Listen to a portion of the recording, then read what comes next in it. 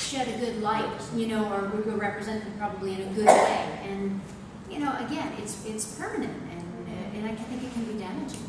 And it's a hard lesson. And, you know, one that, you know, I always try to tell my girls now, even though they're little, they're 9 and 10, like, don't say it in an email. Like, don't write something down that you don't, you know, I just try to say all the time, if you're upset with somebody or you're upset with something, go to that person directly, talk to that person, communicate with that person. Don't do things through the email. Be very careful about what you put in an email or a text message. It can really come back to haunt you. The cast on our show, you know, I can't tell you how much time is spent on the phone texting.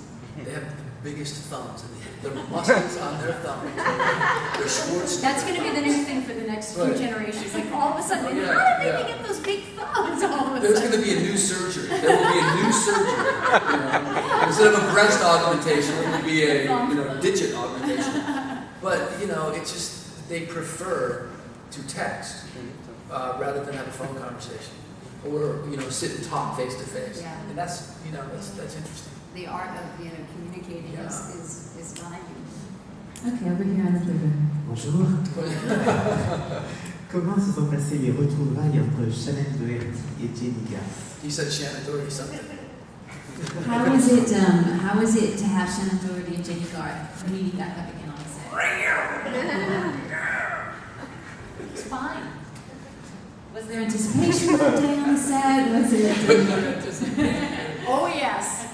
There was We were all there. Yeah. We Even thought it was those like, of us who didn't have to work, just to watch. we thought it was WWF. We thought they were masks. Yeah, they don't like each other. They were cordial. They don't like each other. No, tell us the truth. You know, it's true. I mean, they don't like. I mean, you know, I think it's been documented many times. But yeah, it was uncomfortable. But but they do their work and they're fine. They don't like each other. We get it. Anything else to add? Any fighting? They don't like each other. All right, we'll leave it at that. Who's got the mic back here on the right? Ici, Adriana de l'Italie aussi. Est-ce que, à part la technologie, vous pensez qu'ils ont beaucoup changé, les garçons, les jeunes, entre les années 90, quand vous avez tourné, quand il y a été la première série de 92, où ils sont les mêmes, ont les mêmes problèmes? No, I still wish I spoke. So, apart from the technological aspect, how things apart from the technological aspect, how kids have changed from the years of the 90s when 902 when that first was in place, and today, have the kids' problems actually changed, or would you say it's still the same issues that are coming up? I think there's probably some similar issues. Yeah, but I I also think- think they're growing up a little bit faster. I think they're experimenting at younger ages. Yeah, they seem to be growing up faster because they see more. Yeah. And as soon as an 8-year-old sees something that is sexual or off color or about death, and those are images that are crossing their path.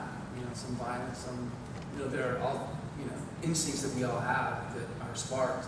And I think when you're young and you see those things, it propels you to find answers.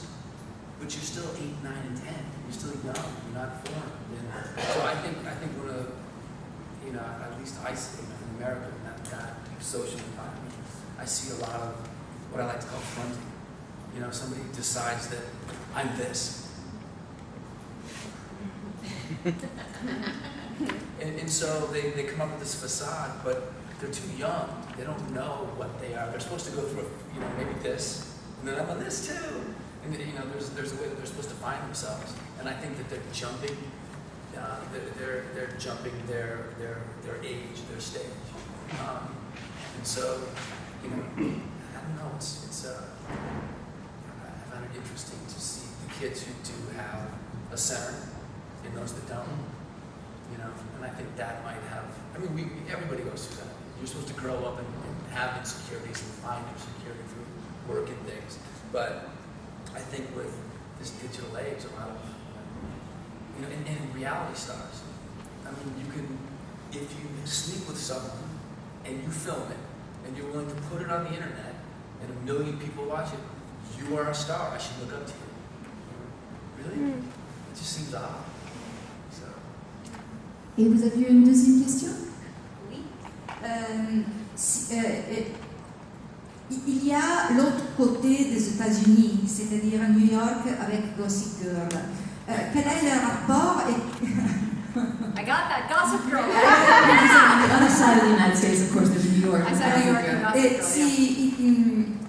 quelle différence il y a entre leur série et Gossip Girl et quel rapport de concurrence, la rivalité, oui, entre les deux séries, Okay. quand ils sont de la même chaîne. Okay, so what's the relationship between the two shows? What are the differences, the similarities? Well, again, I mean, you're both dealing with teenagers in high school, but I think that Gossip Girl is, I watch Gossip Girl. It's, those kids I think are much more sophisticated, I think, you know, growing up in Manhattan. The portrayal of those characters are they're much more sophisticated. And it's a blown up world. I think Totally. Gossip Girls can go to an extreme. Yeah. Some of what happens is extreme. It's not, I don't think, based on any It's reality. almost, you almost be campy sometimes. Yeah, you it know, is. just It's a choice of let's take this and push it as far as we far as we can. In 90210, again, the core, the show that we have, the core has to have a family. And on Gossip Girls, it's not quite like that. You know, I think they're working towards something edgier, different. Okay, I'm sorry, we still have time for one last question. Just right here. Hi, I'm collecting from Italy. My Italian colleague just told me the question, but there's something more that I would like to ask you about that. I know to one more.